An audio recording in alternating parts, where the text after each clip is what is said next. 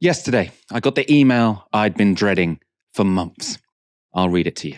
Dear Richard, Michael, and Jordan, as you are aware, your tenancy with us ends on the 14th of August. Currently, you are paying a much reduced rate. If we were to advertise the property for rent, then we would be looking for £3,100 per month. However, if you wish to renew, then we would be able to offer the property to you for a 12-month agreement without a break for £2,700 per calendar month. We would not require any more deposit from you. The deposit level would stay the same. Please do let us know what you would like to do. Kind regards, Lisa. And Lisa is the person who works for the letting agency. We are currently, I'm in our flat, paying £2,400 in total. So this email, written as if we're being done a favor, we can offer it to you for this price. You don't have to pay a new deposit. This email is in fact hiking my rent by 12.5%. Last summer, we were sent an email with the exact same wording, just with different numbers. That time, it was hiking our rent by 15%. So in total, my rent has been hiked. We might try and push back a bit on this, but if we don't manage to, our rent will have been hiked by 30% over 2 years. For context, this is for a 3-bedroom ex-council flat in East London. It should not be going for £3,100 a month. Aaron, you're a newish homeowner. Can I get some sympathy from you? Well, you get more than my sympathy, Michael. You get my solidarity. And you get my recognition that the situation you face as a renter is immeasurably harder than the situation I face as an owner-occupier, even though interest rates have gone up.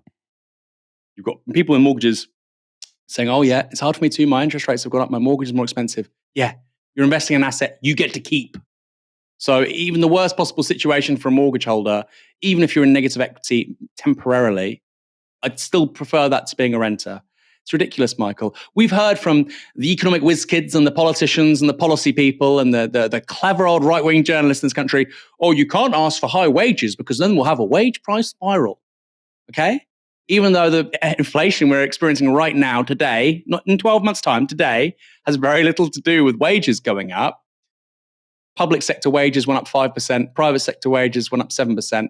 Headline inflation is above that significantly. So people are getting poorer. But if you don't get really poor really quickly, then you get accused of a wage price spiral. You're really going to push inflation up. Why is nobody saying to landlords, you're going to create a rent price spiral? You're contributing to inflation. Stop it. Have you heard a single politician say that, Michael? I've heard it almost every single time there are trade unionists trying to get better wages, not rising wages, wages that mean they don't get poorer, wages that keep up with inflation. You'll create a wage price spiral. Where are the people criticizing the landlords? It's almost like it's rigged. It's almost like certain interests in society can get what they want, and nobody in the media says a thing because their material interests align with them. Interesting.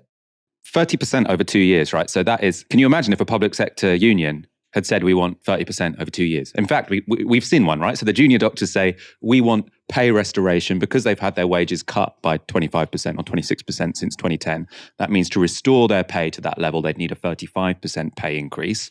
They've said, this doesn't need to be in a year. We just need a roadmap to get back to that figure.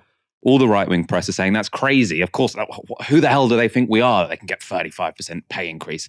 Remember, they're doing one of the hardest jobs in the country. They've just had a really appalling time during the pandemic. Lots of them got PTSD after having to, watch quite a lot of people die when they weren't able to help in the way that they would have liked to have done because their health service was on its knees.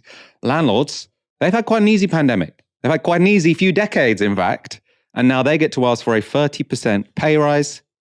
And we're supposed to just take it. We kind of just have to take it because, unfortunately, it's very difficult to organize as renters because you've all got different landlords. It's hard to have a tenants union in a country or a successful tenants union in a country where you've got all these different landlords because a rent strike would be somewhat confusing when you've all got different landlords. You see what I mean?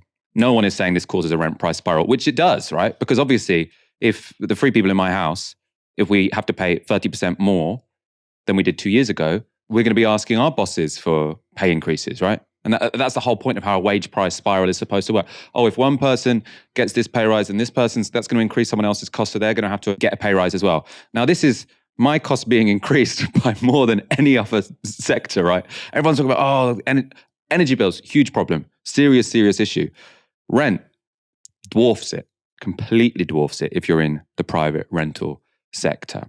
I've got some more news for you on renting in a moment. Just quickly, I want to say that none of this show on Novara Media would be possible without the backing of you, our viewers. So a big thank you for supporting us. If you want to fund independent media, head to novaramedia.com/support and donate 1 hour's wage a month or whatever you can afford. That link, as ever, is in the YouTube description box below. Back to renting. The Financial Times had a report this week on the current rental crisis. They wrote this: rising interest rates have slammed the brakes on the runaway market for UK home sales. In contrast, the rental market is still red hot. That's one way of putting it. Newly let properties are 25% more expensive than before the COVID-19 pandemic hit in 2020, according to estate agents Hamptons, and still rising at 9% in May compared with the year before. So my situation of 30% increases since the start of COVID are not unusual. The average is 25%, so just slightly above that. The FT also have some quotes. This is the worst supply and demand balance we have ever seen, and it's only going to get worse. That's Guy Gittins, Chief Executive of Foxtons. And the FT write, in April, the agency had 97,000 tenants chasing after just 2,000 available properties. Then another quote, rents will continue to rise ahead of incomes unless we see a sustained increase in rental supply or a material weakening in demand, both of which appear unlikely.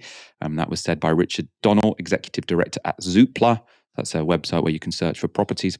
The number of available rental properties listed on the site is currently 33% lower than before the pandemic, and it has flatlined, with homes getting snapped up as quickly as they come on. It's not looking good, is it? And that's why it's so depressing when you get emails like that, because you know that they have you over a barrel. When I got exactly the same email 12 months ago, I've said this before, I'm on the show and my podcast about renting, my initial response was always to say, bullshit, of course you can't rent this 3-person ex-council flat for £3,100 if you put it on the market now. Of course, that's crazy. They're just trying to dupe us into saying yes. Again, I did exactly the same thing I did last summer, which was look on the rental websites, and there are a lot of flats which are actually not as nice as mine, frankly, going for £3,100 a month. Ex-council flats. Ridiculous. These are houses that were built by the state to serve the public good. And now they've been privatized, and you've got price gouging from landlords saying, well, the market's moved, so we're going to have to take an even bigger chunk of your wage. And if you can't manage it, that's the market. If you say, how long will the rental crisis, housing crisis in this country carry on for? Can't go on forever, can it? It will go on until we build around 5 to 6 million new homes. That's how long it'll last. Could be 5 years, could be 10 years, could be 50 years. That's the shortfall right now. Obviously, it'll go up over time. It's getting worse every year. So that's the issue. That said, of course, we can do certain things which will mitigate the problem. We could introduce longer contract periods for tenants. We could change things like no-fault evictions and so on. So that's not to say there are things that we can't do, because this is such an extraordinarily large problem. It needs an extraordinarily large solution, which is just obviously the case. But there are things we can do in the interim period to make life easier for renters. There's just a few things I want to pick up here, Michael. The first is, as an owner-occupier, if people are watching this, if you're a renter, you can go on Zoopla and you can find out the value of a house to buy or sell. Do it with your property that you're renting. Because I promise you, it's still worth more than it was a year ago. Significantly. Virtually everywhere in the UK will be, apart from maybe bits of London. So people go, oh, well, house prices are down 3% on this time last year. They've gone up 25% since COVID. So what? 3%. Oh, God. You see all these panic attacks in the Financial Times. Oh, my God, house prices aren't going up forever. Oh, my God. Yeah. But the idea that somehow homeowners are really feeling the pinch as well as renters, come on. What, their house is worth 3% less than 12 months ago after going up 25% in the preceding 2.5 years. Relax. That doesn't sound like a stressful situation. Then about the wage price spiral, Michael. All the pundits, this is the thing I'm going to say next time I speak to a pundit or a right-wing talking head on legacy media, and they say, but if they ask for higher wages, it will create more inflation. If they say that, you know what I'm going to say? Take a pay cut. If you want to help, okay, by that logic then. If you think it's good that we have wage repression will help get inflation down, you take a pay cut. Do something in the public interest. I'll say that to Farage or Jacob Rees-Mogg. Take a pay cut. Ask to be paid 20% less to help get inflation down. Are you not going to do it? Oh, you're not that serious about the wage price spiral, are you? Or conversely, if I offer you a 25% pay rise, you're going to say no? Really? Oh, I won't do that. Oh, no, I won't do that, Aaron, because inflation will go up. I wouldn't want to do that. I wouldn't want to, get inflation going up. Of course they would take the pay rise. The level of hypocrisy around this is just absurd and obscene. And the fact it can even stand up on two legs for more than 5 seconds is because very few sensible people in legacy media, like you and me, Michael, exist.